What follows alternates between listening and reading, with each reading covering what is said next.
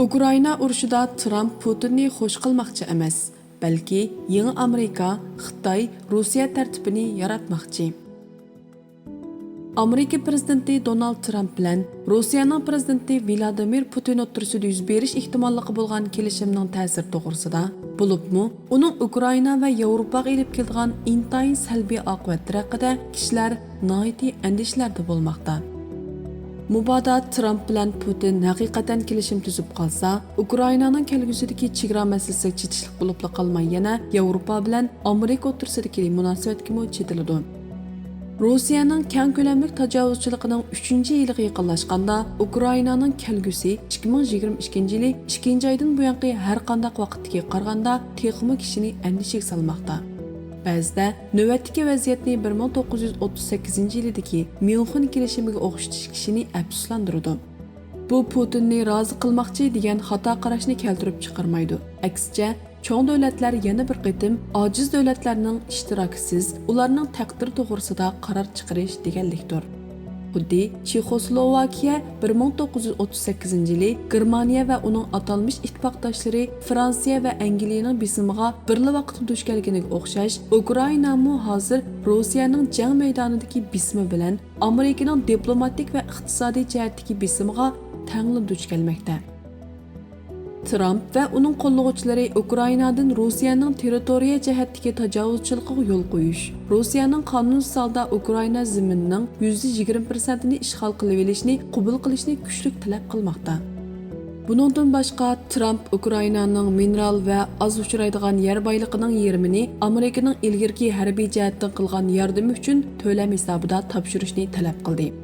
Amerika Ukrainaga alayda bexatarlik kapolati berishni rad qildi hamda Ukrainaga o'rnashtirilgan Shimoliy Atlantik ahdi tashkilotidagi ittifoqdosh kuchlarni urush to'xtatish yoki tinchlik kelishimining bir qismi sifatida amaliy bexatarlik kapolati bilan ta'minlashni rad qildi. Bu harakat Myunxen kelishimini eslatadi.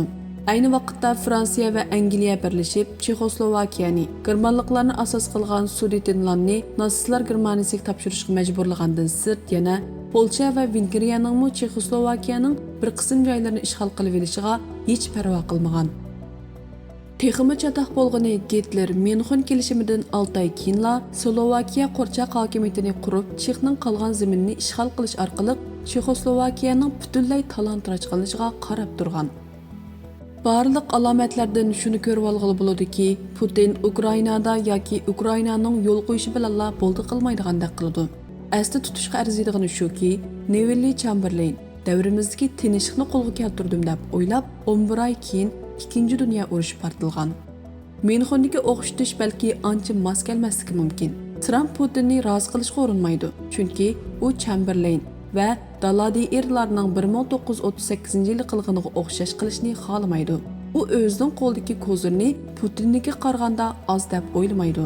Trumpning harakatlanishiga haydakchilik qilayotgani texmi oddiy bir dunyo qarash bo'lib, asosli kuchlar o'zaro ta'sir kuchi doirasini aniq ayirishi hamda shu ta'sir kuchi doirasi ichida o'zaro aralashmaslik.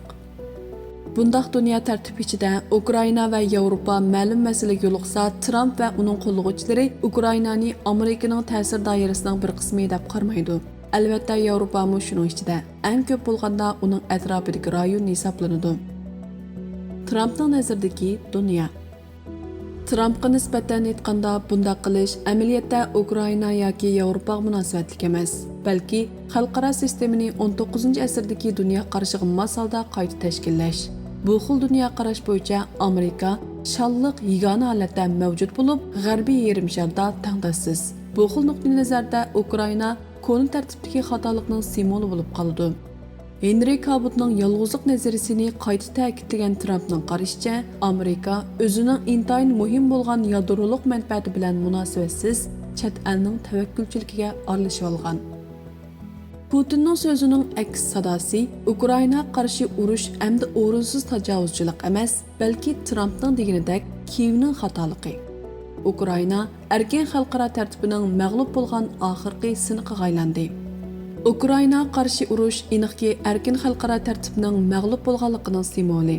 Ammo u hargizmi uning birdan-bir sababi emas. Tramp bilan Putinning qo'lida bu urush bu xil tartibni vayron qilish quroliga aylandi.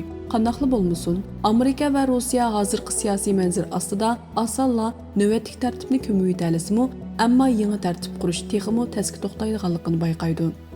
Ukraina va Yevropadagi bir qism asosliq davlatlarning qarshi turishi hozircha qarmoqqa arzimasdek qilsinmi, ammo Amerika bo'lmagan taqdirdami, Yevropa ittifoqi va Shimoliy Atlantik ahdi tashkilotining kuchli tuzilma asosi va cho'nqur iqtisodiy qo'llashi bor. Yevropaning inkosi hozirga qadar asosan Iroqni ko'rarlik hamda tanqidga uchrab tursinmi, ammo bu qit'a siyosiy va iqtisodiy jihatda Rossiya qirg'onda texim kuchli asos ustida qurilgan. Mutlaq ko'p sondagi yevropaliklar Putin barpo qilmoqchi bo'lgan imperiya turmush sharoitini o'rnak qilishni xohlamaydi. Tramp bilan Putin Xitoy bo'lmasa dunyoni boshqara olmaydi. Tramp balki Moskva bilan Beyjing o'rtasida davolg'ish hosil qilish uchun ular bilan kelishim tuzmoqchi bo'lgan bo'lishi mumkin. Ammo Rossiyaning Xitoyga beqinishi va Xitoyning Amerika bilan bo'lgan tirkishishini ko'zda tutganda bu strategiyaning unum berishi notayin. Agar Tramp yana Xi Jinping bilan kelishim tuzsa, masalan, Xitoyning Janubiy dengizidagi zamin butunligi da'vosi, hatto Tayvan masalasi qatorliq masalalarda murassa qilsa, uning erisha oladiganini Amerikani qaytadan G'arbiy yarim sharga texmi chekindirish bo'lishi mumkin. Bu Putin bilan Xining Amerika boshchiligidagi tamponglashtirish cheklimasiga uchirmayla, hozirgi bor bo'lgan cheklimsiz hamkorlik munosabatini davomli ilgari surdi.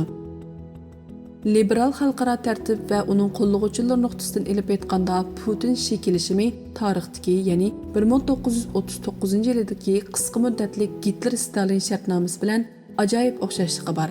Faqat bu qitim Putin-Xi ittifoqining ayni vaqtdagi o'xshash tezlikda parchalanadiganligining alomatlari nihoyat oz.